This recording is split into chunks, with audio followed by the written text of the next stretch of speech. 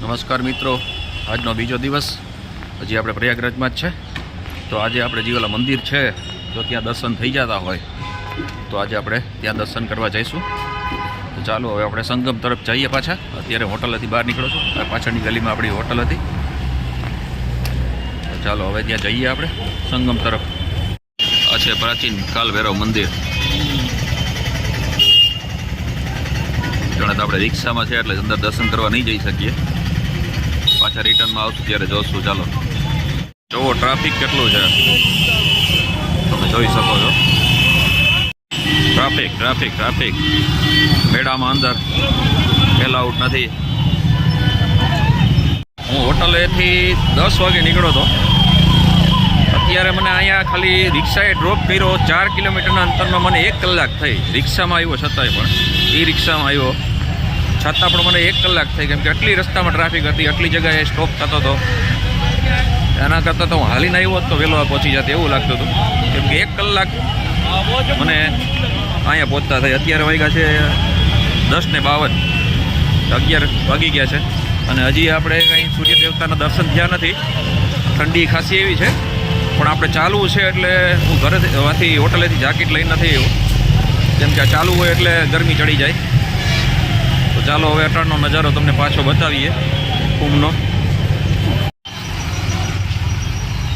પ્રયાગ મહારાજ Kumbh 2025. Gate બહુ મસ્ત બનાવેલો છે.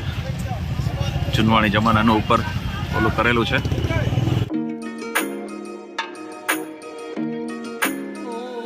સવારે નાસ્તો કર્યો નથી એટલે આનો આપણે નાસ્તો અત્યારે આ રીતના નાસ્તો કરીએ છીએ. અત્યારે આપણો નાસ્તો તૈયાર થઈ રહ્યો છે. દેશી ખાવાની આનંદ ઉઠાવીએ છીએ. આપણો નાસ્તો થઈ ગયો છે. આગળ પ્રસ્થાન કરીએ, કેમ કે નાસ્તામાં આજે આપણે અલગ ટેસ્ટ કર્યું. કેમ કે દરરોજ આપણે જે ખાતા હોય એ તો ડેઈલી ખાતા હોઈએ રોટલી ને એવું, તો પણ અહીં બધા નાસ્તો કરે છે કચોડી ને પકોડા ને એવું નાસ્તામાં કરે છે. પણ આપણે આજે નવું ટ્રાય કરી, કેમ કે અલગ ટેસ્ટ કરવો જરૂરી છે. ઉકેલા ચણા ને એવું બધું મજા આવી, બહુ સરસ ટેસ્ટ હતો. ચાલો હવે પાછા આપણે મંદિર તરફ આગળ વધીએ. માણસો અત્યારે જવામાં જ છે, આવક ઓછી છે.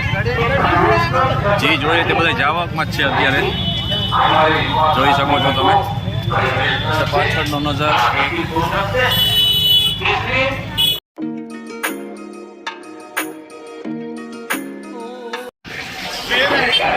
ચાલો આદિશંકર મંડપ વિમાન મંડપમાં આપણે બાજુમાં આવી ગયા છે. આપણે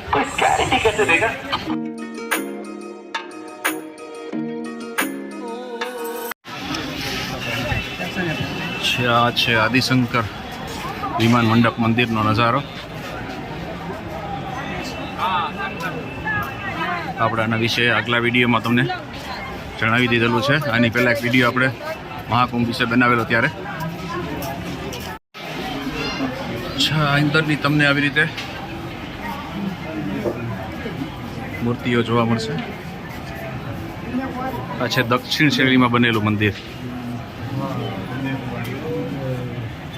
અંદર દર્શન કરવા આવી ગયા છે. વહેલા આવ્યા એટલે આપણે અત્યારે જગ્યા મળી ગઈ છે, એટલે મતલબ કે દર્શનનો વારો આવી જશે. બાકી કાલ તો સાંજે હું નીકળો ત્યારે ભાઈ એટલી ભીડ હતી કે લાઈન જોઈને જ હું નીકળી ગયો.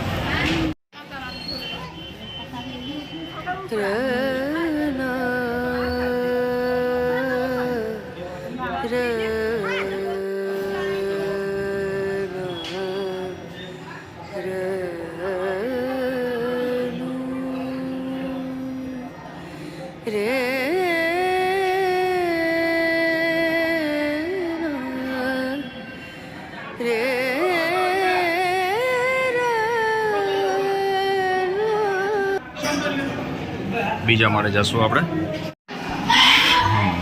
દર્શન કા રસ્તા બાલાજી એવં શંકરજી. આવી ગયા છે આપણે બીજા માળ ઉપર, સેકન્ડ ફ્લોર ઉપર. જય હનુમાન.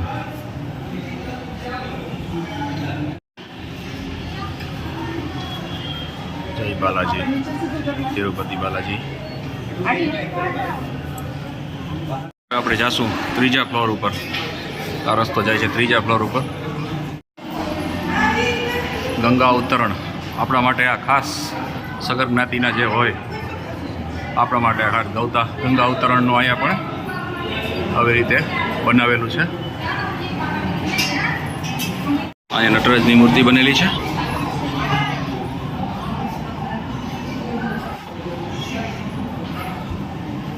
અહીં શંકરજીના અલગ અલગ વિતરણ કરેલું છે.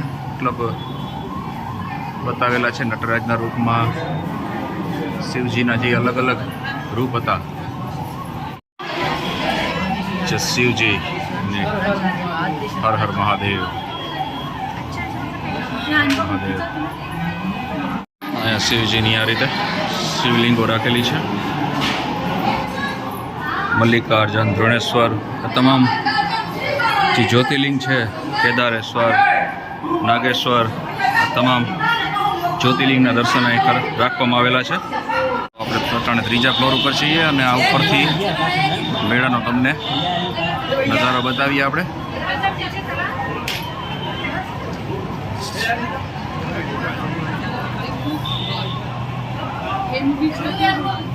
આ મેળાની ઉપર સામે તમને દેખાય છે બ્રિજ. બ્રિજની સામેની સાઈડમાં પણ આટલા ટેન્ટ બસેલા છે. ઓલી સાઈડમાં પણ આટલું ગંગા પાર ત્યાં પણ તમને સામે તમે જોઈ શકો છો. તમને ઝૂમ કરીને બતાવીએ. જે પાંડુ પુલની વાત આપણે થઈ હતી તે સામે દેખાય છે પુલ.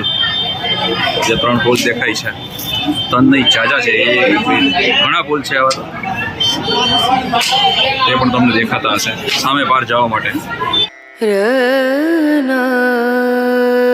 Where are you from? Romania. Romania? Yeah. You like our cultures? Yes. Indian cultures and Kumbh Mela? Definitely. Okay. ચાલો, આ છે બડે હનુમાન જવા મંદિર માટે જવાની લાઈન. જો તમે સામે જોઈ શકો છો આ રીતે કંઈક લાઈન છે. આપણે અત્યારે પાછળ ત્યાં દેખાય છે ત્યાંથી અંદર એન્ટર થયા છે. ચાલો, આ છે પાછું અહીંથી આપણે આવી રીતે ચક્કર મારી પાછું ત્યાંથી રિટર્ન પાછું આવવાનું. આ બાજુ આપણે અહીંયા પાછા મંદિરનો ઝડપ જાશું. આપણે પ્રસાદીમાં આપણે આ ફૂલ લઈ લીધા છે. તો ચાલો હવે ધીરે ધીરે દર્શન તરફ આગળ વધીએ. ચાલો, ફાઇનલી ગેટ બંધ કરી દીધો હતો. તો કીધું હતું કે બહુ ટ્રાફિક થઈ ગઈ છે. તો હવે આ ફાઇનલી 10-15 મિનિટ પછી આપણો ગેટ ખુલ્યો છે. તો હવે આપણે આગળ લાઈનમાં જઈએ, કેમ કે આમાં ભૂલભુલૈયાની જેમ ઘણા પડાવ પાર કરવા પડે પછી આપણે મંદિર સુધી પહોંચીએ. તમને આગળ મંદિરનો નજારો બતાવું. આ છે આગળ મંદિર જવા માટે, પણ હજી આપણે આ રીતે ઘણું જવું પડશે. આવા 3 રાઉન્ડ મારશું ત્યારે આપણે પાછા મંદિર સુધી પહોંચશું. મંદિરનું પટાંગણ લાઈન જોઈ શકો છો ચારી બાજુ.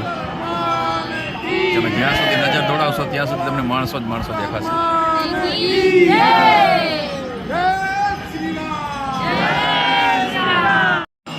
ચાલો, ફાઇનલી આપણે પહોંચી ગયા છે મંદિરના દ્વાર સુધી. 1 કલાક ઉપર થઈ ગયો છે સમય આપણે લાઈનમાં ઊભા એનો.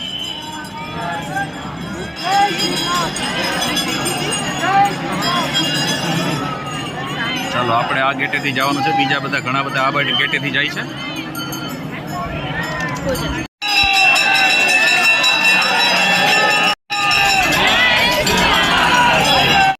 જુઓ કેટલી ટ્રાફિક છે.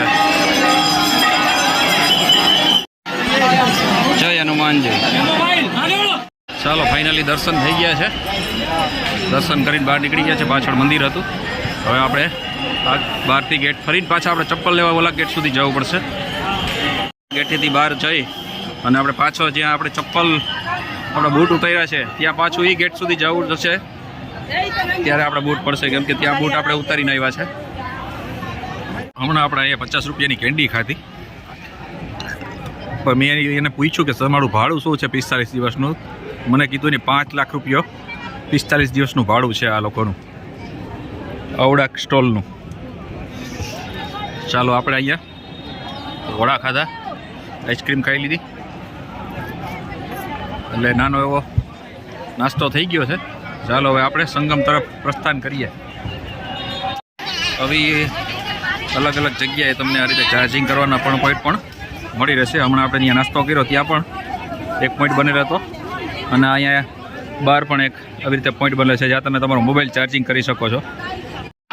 જો અત્યારે ટ્રાફિક, કેવડી ટ્રાફિક છે અત્યારે નહીં સર? જો ટ્રાફિક.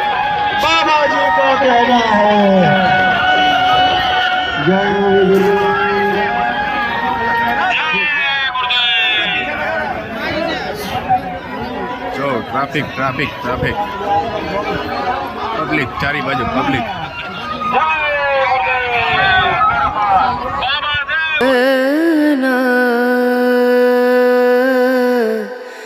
કિલ્લાની અંદર અક્ષયવટ છે, તેના માટેની પણ આટલી લાઈન લાગેલી છે, તમે જોઈ શકો છો. પેલો ઓછામાં ઓછા આપણે 2 કલાક એમાં પણ વહી જાય, કારણ કે આપણે હોટલે પહોંચતા પહોંચતા હજી ઓછામાં ઓછી 1.5 થી 2 કલાક થશે.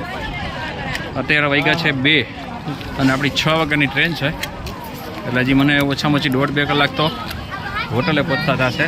ત્યાંથી પાછી આપણે રિક્ષા કરીને સ્ટેશને જવાનું છે, એટલે સમય બગાડતા હવે અક્ષયવટને આપણે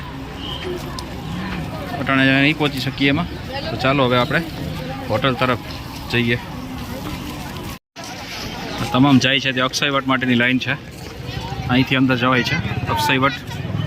પણ ત્યાં અત્યારે હવે આપણે સમય બગાડવો નથી, સમયના ભાવને કારણે આપણે એને સ્કીપ કરીએ છીએ. અત્યારે આ છે કિલ્લો, કિલ્લાની અંદર જ છે અક્ષયવટ, પણ હવે આપણે એને અક્ષયવટને સ્કીપ કરી અને આગળ જતા રહીએ, કેમ કે હજી આપણે ઓછામાં ઓછી 2 કલાકે આપણે હોટલે પહોંચશું. એટલું તો ચાલવું પડશે, પછી આપણે રિક્ષા મળશે તો અલગ વાત છે. તો ચાલો હવે હોટલે જઈએ. જો આપણા ગુજરાતીનું બાલાજી વેફર્સનો એડવર્ટાઇઝિંગ, આપણા ગુજરાતીની તાકાત, બાલાજી વેફર્સની એડવર્ટાઇઝ અહીં પણ થઈ રહી છે. જો આ કારણે જ આપણે સૌથી વહેલા નીકળી ગયા હતા. કારણ છે કે આ જો એમ્બ્યુલન્સનો અવાજ તમે સાંભળો, 15-20 મિનિટથી અમે આ સર્કલ ઉપર અંદર ફસાયેલા છીએ. ત્યારના અમે ગાડી અમારી હલતી નથી, માંડ અટાણે તો થોડીક નીકળી છે સામે જવા માટે. એટલા માટે જ આપણે વહેલા નીકળી ગયા હતા. મને ખબર હતી કે ટ્રાફિકને લીધે આપણે અંદર ક્યાંક ફસાઈ જાય તો આપણી ટ્રેન ચૂકાઈ જાય. આ છે ભારદ્વાજ પાર્ક. તમે આના વિશે પણ મેં તમને આપણા પહેલાંના વિડીયોમાં તમને બતાવેલું હતું.